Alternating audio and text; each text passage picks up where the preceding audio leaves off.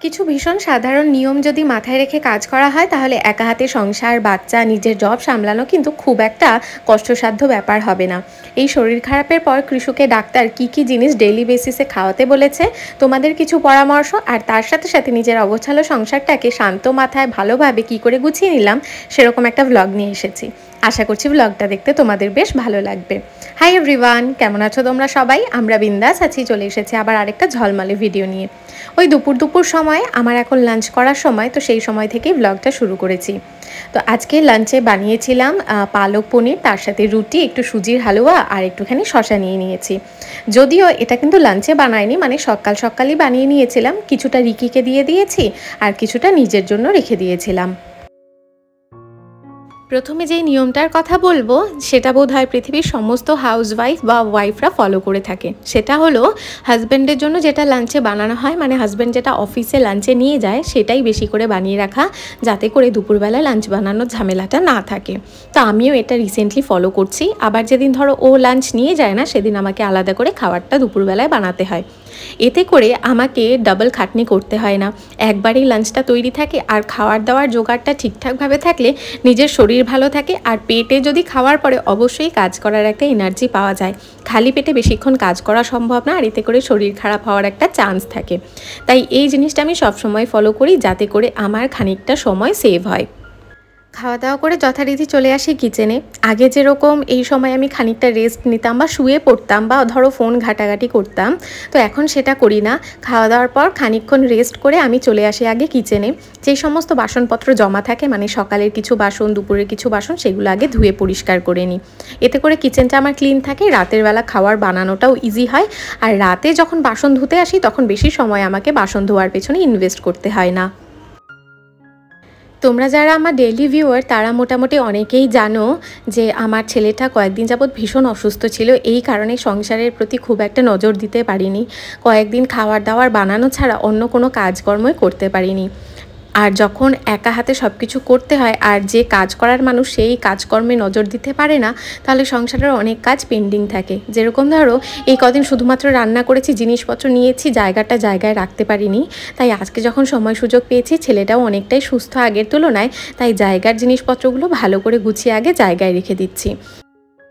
যে কোনো ঘর পরিষ্কার করার সময় প্রথমে একটা জিনিস সবাই আমরা করেই থাকি, সেটা হলো যেই জিনিসটা জায়গায় নেই, মানে জায়গার জিনিস জায়গায় না থাকলে দেখবে অগোছালো লাগে, তো সেই জিনিসটাকে আগে জায়গায় রেখে নিই। তো আমিও সেই জিনিসটাই ফলো করলাম। ওই সবজির টুকরিটার মধ্যে অনেক জিনিসপত্র জমা হয়েছিল, তো সেই জিনিসগুলো আগে কৌটোয় ভরে রেখে দিলাম। তো সবজির টুকরিটাও পরিষ্কার হয়ে গেছে, সাথে সাথে আমি কিচেনের টপটাকে ভালো করে একটু পরিষ্কার করে নিচ্ছি। যে পরিমাণে গরম পড়েছে, নিজের হাইড্রেশন মেনটেন করা, নিজের খাওয়া দাওয়াটাকে মেনটেন করাটাও কিন্তু অবশ্যই জরুরি। তাই কাজের মাঝখানে জলের ব্রেক নেওয়া, একটু সময় বসা, এই জিনিসগুলোও ইম্পর্টেন্ট।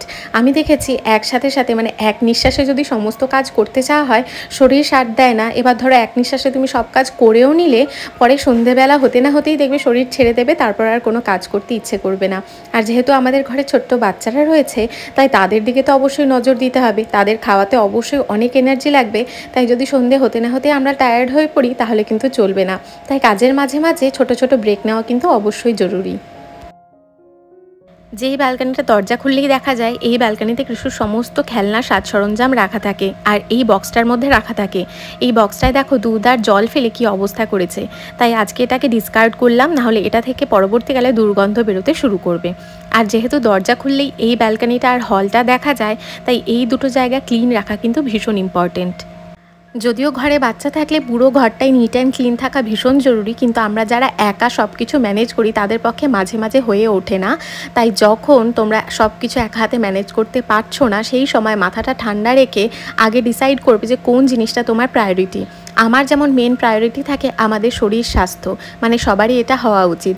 তার জন্য খাওয়া দাওয়ার জায়গাটাকে ক্লিন রাখা, খাওয়া দাওয়া টাইম মতন খাওয়া, বাচ্চার যত্ন করা, এগুলো হলো প্রথম প্রায়োরিটি। তাই সমস্ত কিছু ছেড়ে আগে আমি খাওয়া দাওয়ার ডিপার্টমেন্ট, কিচেনটাকেই ভালো করে ক্লিন রাখি।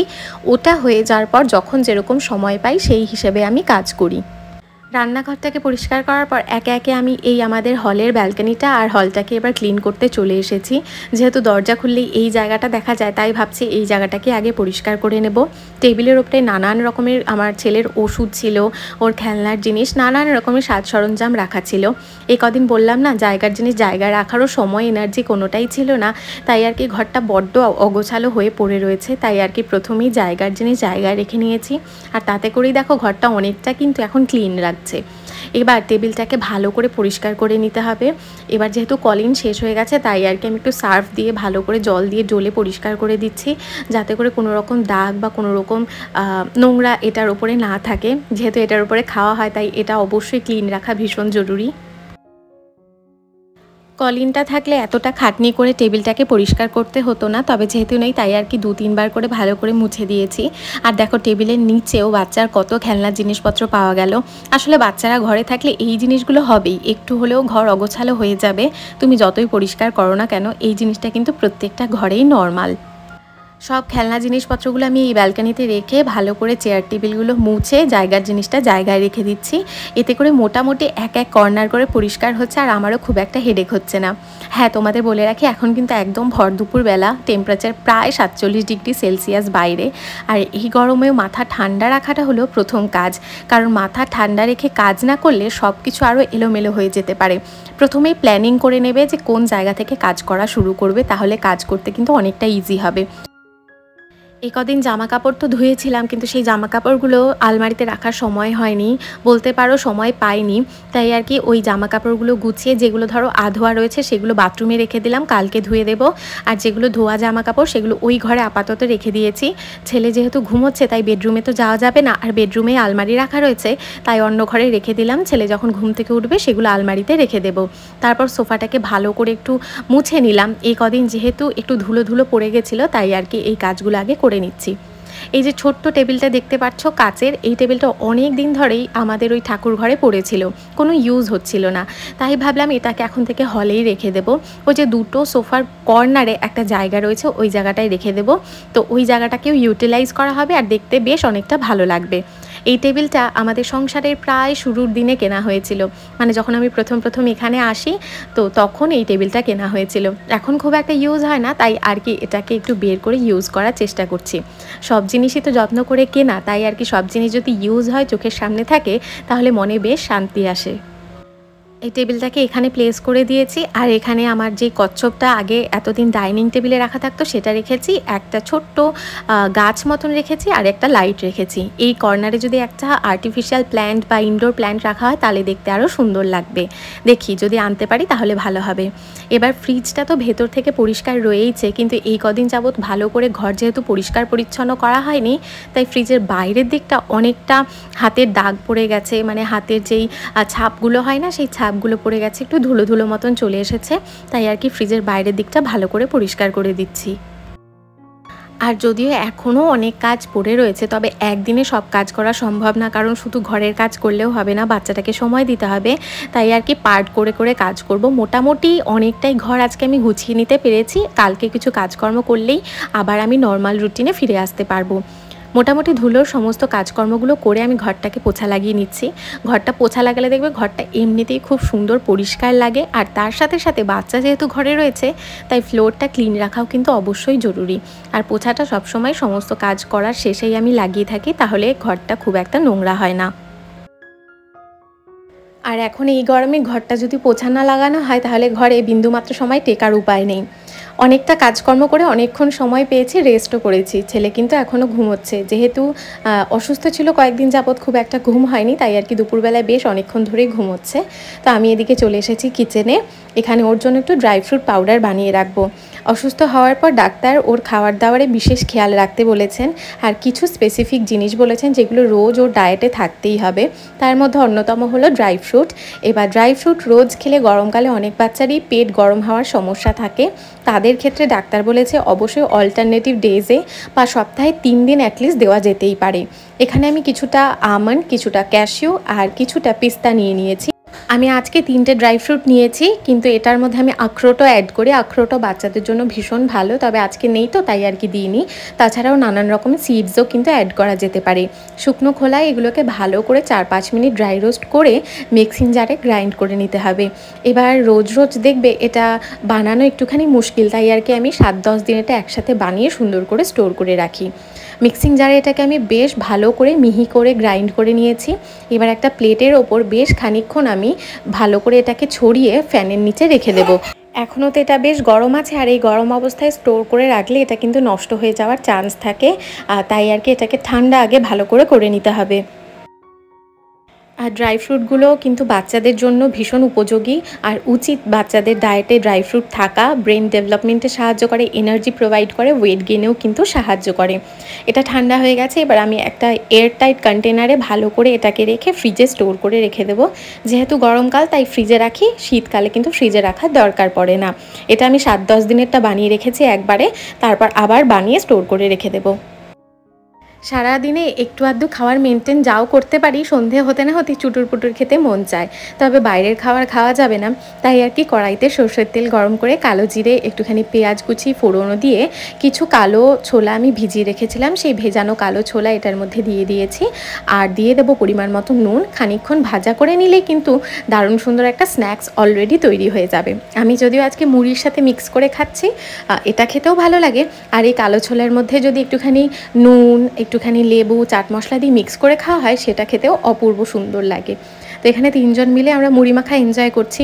তো কৃষুর বাবা ওকে বারবার বলছিল ওকে যেন জল খাইয়ে দেয়। প্রথমে কৃষু বুঝতে না পেরে বাবার মুখে একটা মুড়ি দিয়ে দিয়েছে, তারপর যেই বুঝতে পারলো নিজের জলের বোতলটাই ওর বাবার মুখে দিয়ে দিচ্ছিল। এখনকার দিনে এরকম অনেক অ্যাপ আছে যেগুলো কিন্তু আমাদের কাজকর্মকে অনেকটা সোজা করে তোলে। যেরকম ধরো এই ব্লিঙ্কিট অ্যাপটা, জিনিসপত্র অর্ডার করলে 5 থেকে 10 মিনিটের মধ্যে নিজের বাড়িতে অর্ডার চলে আসে। এটা তো এক ধরনের ব্লেসিংস বলো, না হলে আমাদের নিজে বাজারে যেতে হতো, কিছুটা সময় ওখানে স্পেন্ড করতে হতো, আর অনেকটা খাটনিও হতো। জিনিসপত্র অর্ডার করেছিলাম বলতে ওই পেঁয়াজ, কিছুটা আলু, মাশরুম, শসা এগুলো ছিল না, এগুলোই অর্ডার করেছিলাম।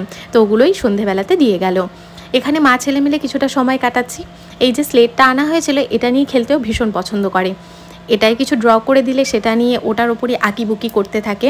আর এই জিনিসগুলো বাচ্চাদের অ্যাক্টিভিটির মধ্যে পড়ে, এতে ধৈর্য বিল্ড আপ হয়, আর বাচ্চারা কিছু ড্রয়িং করতেও শিখে। শুয়ে পড়লো, তার মানে ওকে এখন জল দিতে হবে, ওখানে শুয়ে শুয়ে জল খাবে।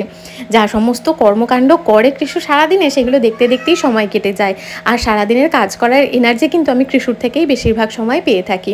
এই যে এখানে আমাদের ছোট্ট বাবু জল খাচ্ছে, তারপর যেই না ওর প্রিয় গানটা টিভিতে চালানো হয়েছে, ব্যাস জল খাওয়া বাদ দিয়ে ও আগে নাচানাচি করতে শুরু করে দিয়েছে।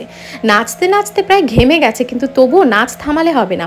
হঠাৎ করে দেখলাম ওর খেলনার এই বাক্সটা নিয়ে গোল গোল ঘুরছে। প্রথমে তো বুঝতে পারিনি, উমা, তারপর দেখছে ওই যে ঢোল বাজায়, ঢোল বাজাতে বাজাতে মানুষজন নাচ করে, ও সেইটাই কপি করার চেষ্টা করছে। দেখে আমরা তো হেসেই কুটিপাটি। আজকে আমি আর কৃষকে নিয়ে নিচে যেতে পারিনি, তাই ও বাবার সাথে একটু নিচে পার্কিংয়ে খেলাধুলো করতে গেছে। আমি সেই সুযোগে ভাবছি বেডরুমটাকে একটু গুছিয়ে নেব। ও মা, গুছাবো কি, তার সাথে সাথেই চলে এসেছে ছেলে আর বাবা। ও বেশিক্ষণ ওখানে খেলাধুলো আজকে করেনি, তো যাই হোক, কোনো অসুবিধার ব্যাপার নেই। মোটামুটি অনেকগুলো কাজকর্ম তো হয়েই গেছে, তোমরা তো দেখলেই। এখন শুধু বেডরুমটাকে গুছিয়ে নিয়ে রাতের খাবার দাবার বানালেই কিন্তু হয়ে যাবে। তো একদম সেই পুরনো বেডশিট, যেগুলো একদম এখন নরম হয়ে গেছে, কটনের বেডশিট, সেগুলোই এখন বিছানোর চেষ্টা করছি, এতে করে ঘুমটা বেশ ভালো হয়। আর এই বেডশিটটাও বাবার দেওয়া। জানো তো একটা হাসির ব্যাপার, এখনও অবধি আমরা হয়তো হাতে গুনে 2টো বেডশিট নিজের টাকায় কিনেছি। ভাই বেশিরভাগ সময় বাবাই আমাদের বেডশিট গিফট করে, তাই আর বেডশিট কিনতে হয় না। তো এখানে বেডটাকে সুন্দর করে গুছিয়ে নিয়েছি, আর আবার একটুখানি সময় কৃষুর সাথে খেলাধুলো করতে হবে। যেহেতু আমরা ফ্যামিলির সাথে থাকি না, আমি, রিকি আর কৃষু, আমাদের 3 জনের সংসার, তাই কৃষুকে সময় দেওয়া কিন্তু সমস্ত কাজের ঊর্ধ্বে, কারণ ও একা পড়ে যাবে, না হলে ও কার সাথেই বা খেলাধুলো করবে। তো রিসেন্টলি এই যে একটা বাক্স মতন কেনা হয়েছে, বাক্স না, এটা একটা অ্যাক্টিভিটি টয়। এটাতে মোট 4টে ABCDর ব্লক রয়েছে আর 4টে শেপসের ব্লক রয়েছে। এগুলোকে এটার মধ্যে এরকমভাবে ইনসার্ট করলে এটা ভেতরে চলে যায়। এটা নিয়েই ও খেলছে, আর বেশ পছন্দ করে এটা নিয়ে খেলতে। রাতের বেলা বানিয়েছিলাম একটুখানি কালো ছোলার তরকারি, আলু দিয়ে পাতলা পাতলা ঝোল, তার সাথে ওই যে দুপুরের একটু পালক পনির ছিল সেটা, শশা আর ভাত। তো সিম্পল খাবার দাবার তৈরি হয়ে গেছে। কৃষুর যদিও খাওয়া দাওয়া হয়ে গেছে, তবে ওর প্লেটে একটু সাজিয়ে ওকে দিয়েছি, ও ওর মতন খেতে থাকবে, আর আমরা আমাদের মতন খেয়ে নেব। ব্লগটা এখানেই শেষ করছি। যদি ভালো লেগে থাকে অবশ্যই জানিও।